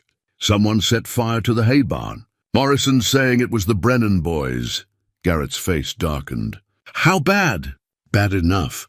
Fire's out now, but Morrison's hopping mad. Says if he finds Thomas or Jacob, he'll shoot them on sight. I'll handle Morrison." Garrett turned to Silas. "You stay here with the ladies. Keep your gun close. If Thomas is desperate enough to commit arson, he's desperate enough for anything." After Garrett left, the three of them sat in tense silence. Maggie felt the old fear trying to creep back in, but she pushed it away. She was not that frightened girl anymore. She was Maggie Reed now, a woman with rights and resources and people who loved her. But she was also practical enough to know that cornered animals bite. "He'll come here," she said quietly. "Tonight or tomorrow. He'll try something. Let him try," Silas said grimly. "I'll be ready." Ruth touched Maggie's hand. "Your mother would be so proud of you. Standing up for yourself. Fighting for your future. She always hoped you'd be strong. I learned from her. And from you." Maggie squeezed her hand. "Thank you for not giving up on me." That night, Silas kept watch outside Ruth's house while Maggie tried to sleep. But sleep wouldn't come. She kept thinking about tomorrow, about the legal battles ahead, about Thomas's rage and desperation. And she thought about her land, her mother's land, and the healing farm she would build. She thought about helping other women who'd been hurt and dismissed and told they were worthless. She thought about teaching young girls that they were valuable, that their gifts mattered, that they deserved to be seen. She thought about the life stretching ahead, hard work and purpose and love. It wouldn't be easy. There would be challenges, setbacks, moments of doubt, but she wouldn't face them alone. She had Silas and Ruth, and most importantly, she had herself, her strength, her skills, her unbreakable will to survive and thrive. When dawn finally came, Maggie rose and dressed with care. Today, they would file the legal claim. Today, they would stand before the town and demand justice. Today, she would prove once and for all that she was not a burden or a mistake or something to be ashamed of. She was Maggie Reed, healer, survivor, woman, of worth, and she was done apologizing for. existing. They arrived at the marshal's office at 9 o'clock sharp. Mrs. Thornton already waiting with a sheaf of papers. A small crowd had gathered. Word had spread that Margaret Brennan's daughter was challenging her father's theft, and everyone wanted to witness the confrontation. Marshal Garrett looked tired, as if he hadn't slept. Morrison's pressing charges against Thomas for arson. We found Jacob passed out drunk near the burned barn. He's in a cell, singing like a canary about how his father put him up to it. Said Thomas figured if he destroyed Morrison's property, Morrison might be willing to settle the land dispute for less. Where's Thomas now? Silas asked. That's the problem. He's disappeared. Hasn't been seen since yesterday evening. I've got men looking, but Garrett shook his head. I don't like it. Man like that, backed into a corner, he's unpredictable. We're filing the claim regardless, Mrs. Thornton said firmly. Thomas Brennan's whereabouts don't change the facts. He stole from his daughter. The law needs to address that.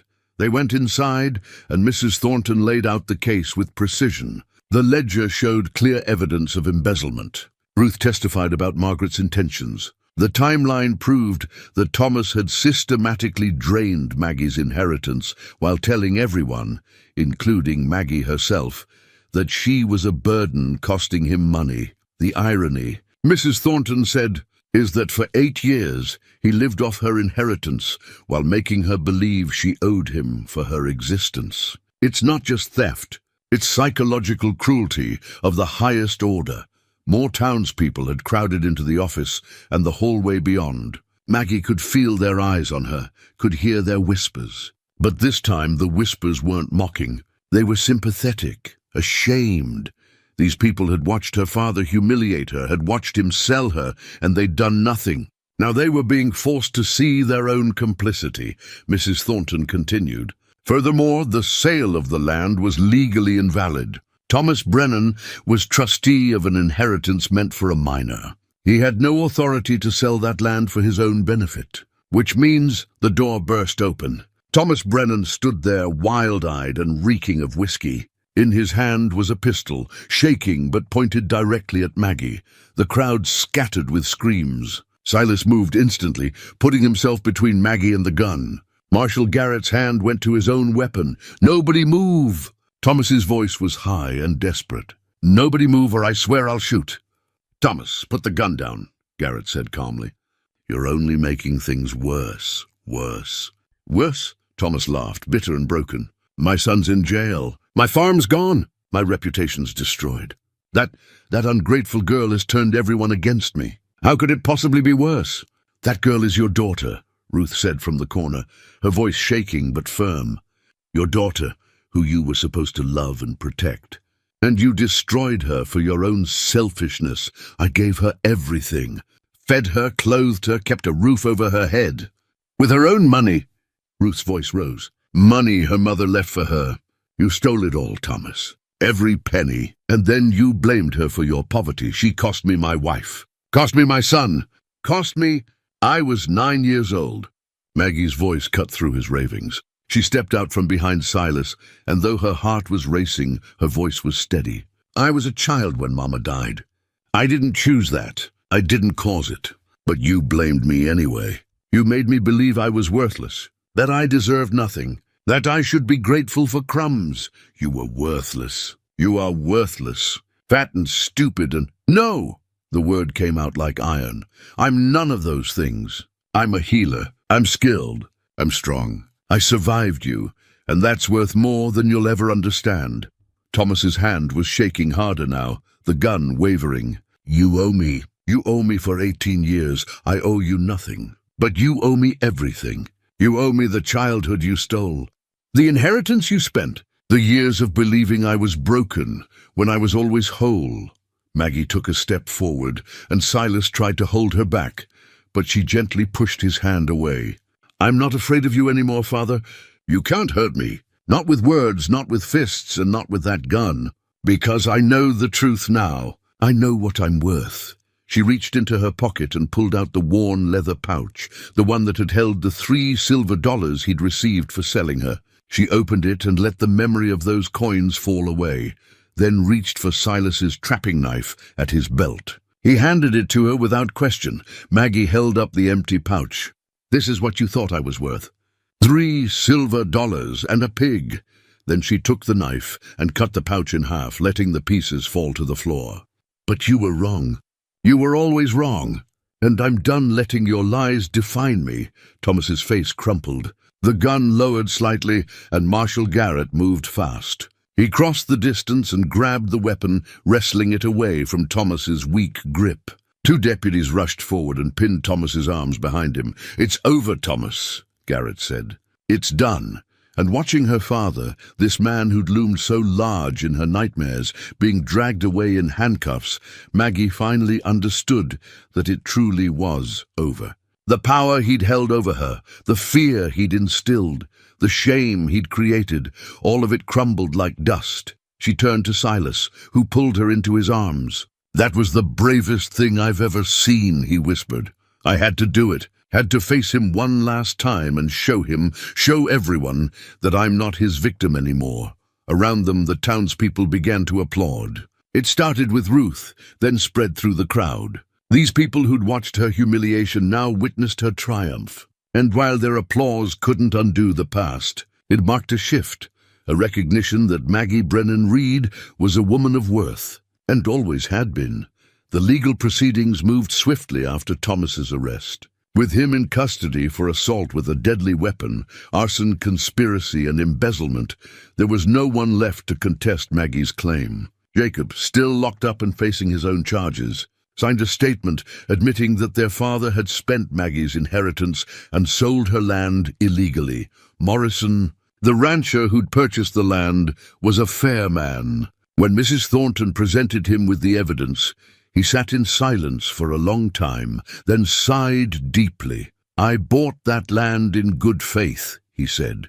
"Paid fair price for it, but I can see now that Thomas Brennan had no right to sell it. The ethical thing—" He paused. "The ethical thing would be to split the railroad money with Miss Reed, half and half. That way, I recoup my original investment and profit, and she gets what should have been hers from the start."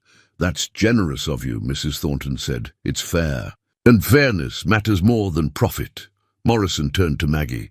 "I'm sorry for what you went through, Miss Reed. Your father, well, he fooled a lot of people. Made us all complicit in his cruelty. I'm glad you're getting justice now. $2,500. It was more money than Maggie had ever imagined having. With that, she could build her healing farm, stock it properly, create exactly what she'd envisioned. She could honor her mother's legacy by helping others the way Margaret had always wanted to help. But first, there was one more thing she needed to do. She asked Ruth to take her to her mother's grave. It was in the small cemetery on the hill outside town, marked by a simple wooden cross that Thomas had never bothered to replace with proper stone. Maggie knelt in the grass, Silas standing respectfully back, and placed her hand on the earth. "Mama," she whispered. "I wish you could see me now. I wish you could know that I finally understand what you were trying to give me. Not just money or land, but the knowledge that I was loved, that I mattered, that I was worth protecting." She pulled out her mother's wedding ring from where it hung on the chain around her neck. The inscription, "Love Sees All," caught the afternoon sunlight. "I'm going to wear this now," she said softly. "Not as your ring, but as mine. A reminder of what real love looks like. The kind of love that sees everything, the flaws and the strengths, the pain and the hope, and chooses to stay anyway. Silas sees me that way, and I finally see myself that way too." She slipped the ring onto her finger. It fit perfectly, as if it had been waiting all along.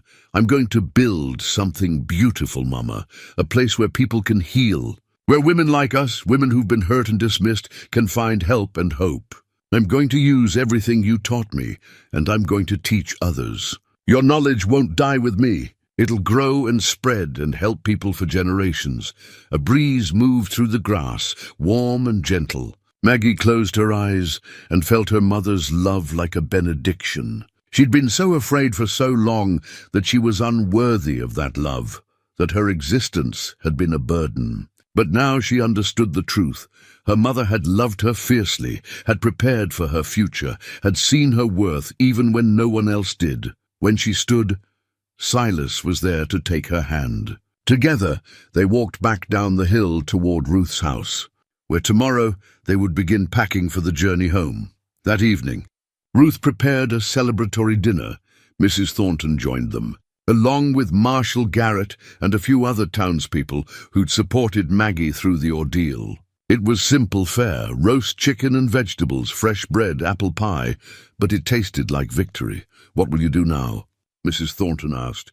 "With the money, with your future?" Maggie glanced at Silas, then smiled. "We're going to build something. A healing farm in the mountains. A place where people can come for medicine and care. Where women in difficult situations can find refuge. Where children can learn about herbs and healing. I want to create what my mother would have wanted, a place of knowledge and kindness." "That's ambitious," Garrett said. "You'll need help, supplies, people willing to travel to a remote valley." "We'll start small," Silas said. "Build slowly. But word will spread." "Good work always does." Ruth raised her glass. "To Margaret Brennan, who raised a daughter of strength and vision. And to Maggie Reed, who's going to change lives." They drank to that, and Maggie felt the weight of expectation and possibility in equal measure. It would be hard work. There would be challenges, but she was ready for them. Later, as she and Silas walked under the stars, she thought about the journey that had brought her here. From that shameful day in October when her father had sold her, to this moment of triumph and purpose. The girl who'd stood with her head down, clutching a pig's rope, barely existed anymore. In her place was a woman who knew her worth, who'd claimed her inheritance, who'd faced down her abuser and won.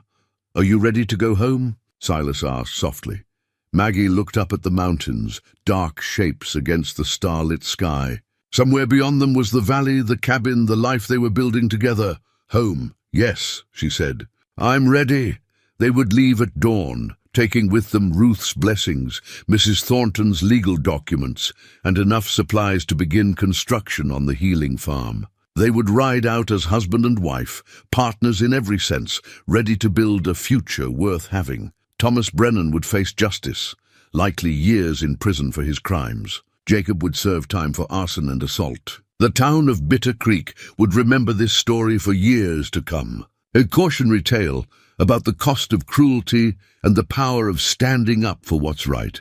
But for Maggie, the story wasn't about revenge or justice or even vindication. It was about reclaiming herself, about understanding that she'd always been worthy of love and respect and opportunity, about learning that sometimes the people who hurt us most are just broken themselves, and their brokenness doesn't have to define us. She touched the ring on her finger, her mother's ring, now hers. Love sees all.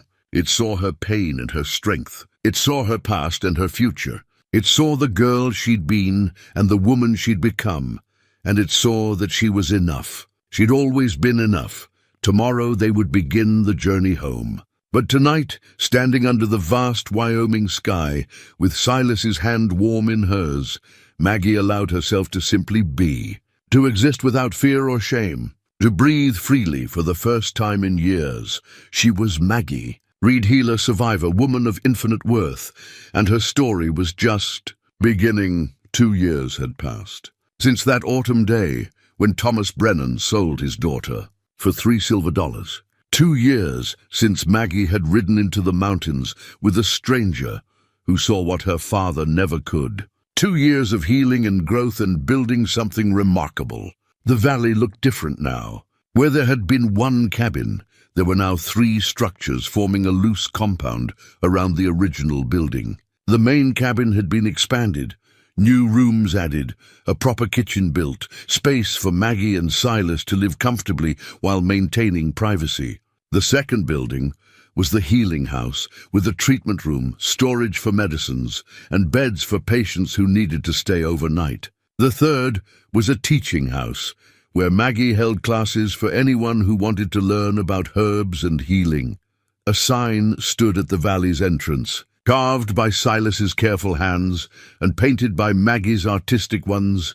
Reed Valley Healing Farm, all welcome. And people came. Not many at first, but steadily. A rancher's wife with a difficult pregnancy, a child with a persistent cough, an older man with joint pain, Word spread quietly through the territory that there was a young woman in the mountains who had her mother's gift for healing, who charged only what people could afford, who turned no one away. It was spring again, the third spring since Maggie had left Bitter Creek. The meadow was ablaze with wildflowers, purple lupine, yellow balsam root, white columbine. The herb garden Maggie had planted was flourishing, carefully tended rows of medicinal plants that would supply her practice through the year. The stream ran high with snowmelt, its sound a constant music in the background of their days. Maggie stood in the garden, her hands deep in rich soil, transplanting seedlings. She was 20 years old now, and those years in the mountains had changed her. The softness in her face had become confidence. The uncertainty in her movements had become sureness. She'd grown into herself in ways that would have been impossible anywhere else. She wore her mother's ring every day, the silver worn smooth with time and work. It reminded her that she came from love, that she was building on a foundation her mother had laid, that every person she helped was a way of honoring Margaret Brennan's memory. "Maggie!" Silas called from the main cabin. "Ruth's here." Maggie wiped her hands on her apron and hurried over. Ruth Henderson had become a regular visitor, making the journey from Bitter Creek once a month to help with the healing farm and to simply be with Maggie. She'd become the grandmother Maggie had never known, filling that space with warmth and wisdom. Ruth climbed down from her wagon, moving a bit slower than she used to, but still spry for her age. She hugged Maggie tight. "Look at you. Every time I see you, you're glowing brighter. That's just dirt and sunshine," Maggie laughed. "But I'm happy, truly happy. It shows." Ruth held her at arm's length, studying her face. "Your mother would be so proud. What you've built here, it's everything she dreamed of." They spent the afternoon working together in the healing house. 2 patients were staying over, a young woman recovering from a difficult childbirth and a man mending from a broken leg. Maggie checked their progress, changed bandages, administered remedies, all with the calm competence that had become her trademark. The young mother, a girl barely 18 named Sarah, watched Maggie work with something like awe. "How did you learn all this?" "My mother taught me the basics. Then I studied her recipe book, practiced, experimented. And I keep learning, from patience, from observation, from trial and error." Maggie smiled. "The learning never stops. That's the beautiful part. Could you teach me? I'd like to know how to help people, how to make them better. I can teach anyone who wants to learn. That's what the teaching house is for." Maggie gestured toward the 3rd building. "We have classes twice a week. You're welcome to join when you're feeling stronger." Later, after the patients were settled for the evening, Maggie, Silas, and Ruth sat on the porch watching the sun set over the mountains. Clover the pig, now elderly and grey-snouted, dozed at Maggie's feet. The animals had multiplied. Chickens, goats, a milk cow, horses for travel. The healing farm was becoming self-sufficient, producing most of what they needed. "Any news from town?" Silas asked Ruth. "Some. Thomas is still in prison. Will be for another 5 years at least. Jacob got out last month, moved to Montana. Haven't heard anything since." Ruth paused. "Morrison's doing well. The railroad brought prosperity to the area. He asks after you sometimes, Maggie. Sends his regards. That's kind of him." Maggie felt nothing when she thought of her father now. No anger, no pain, just a distant sadness for what might have been if he'd chosen differently. "I hope he finds peace eventually." "I truly do. You're more generous than he deserves. Maybe, but holding on to bitterness would only hurt me. I'd rather build something good than carry something heavy." As the stars began to appear, Ruth shared more news from the territory. There was talk of Wyoming becoming a state soon. The railroad was expanding. More settlers were arriving, which meant more people who might need healing services. "You should consider training other healers," Ruth suggested. "Women like you with the gift and the desire. Send them out to other communities. Spread this knowledge wider." "I've thought about that," Maggie admitted. "Starting a proper school for healing? It would take resources, but you have resources now. And you have something more important. You have vision and heart." That night, after Ruth had retired to the guest room and the healing house was quiet, Maggie and Silas lay in bed talking softly. These conversations had become sacred to them.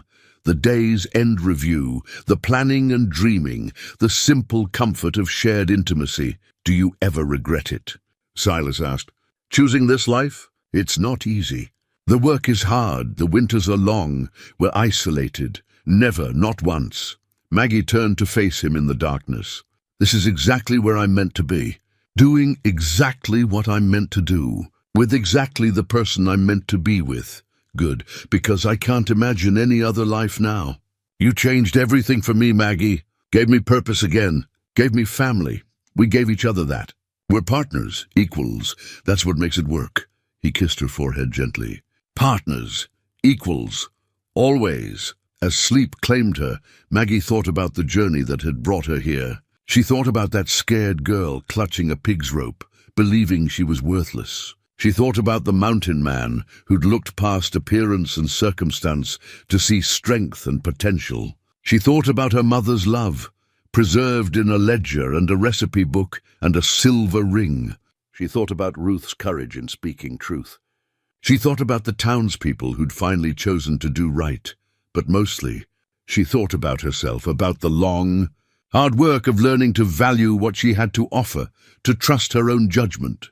To build a life that mattered. She'd been taught that she was a burden, but she'd learned that she was a blessing. She'd been told she was worthless, but she'd discovered she was priceless. She'd been sold for $3 silver, but she'd claimed an inheritance worth far more than money, the inheritance of self-knowledge, purpose, and love. In the morning, there would be patients to tend, herbs to gather, students to teach. There would be challenges and setbacks, triumphs and sorrows. There would be the ongoing work of building something that would outlast her, that would serve others long after she was gone. But tonight, she simply rested, safe, loved, whole. The mountains stood watch over the valley, ancient and enduring. The stream sang its eternal song, and in a warm cabin filled with the smell of herbs and hope, Maggie Reed slept peacefully, knowing exactly what she was worth. She had always been enough. Now she knew it, and that knowledge changed everything.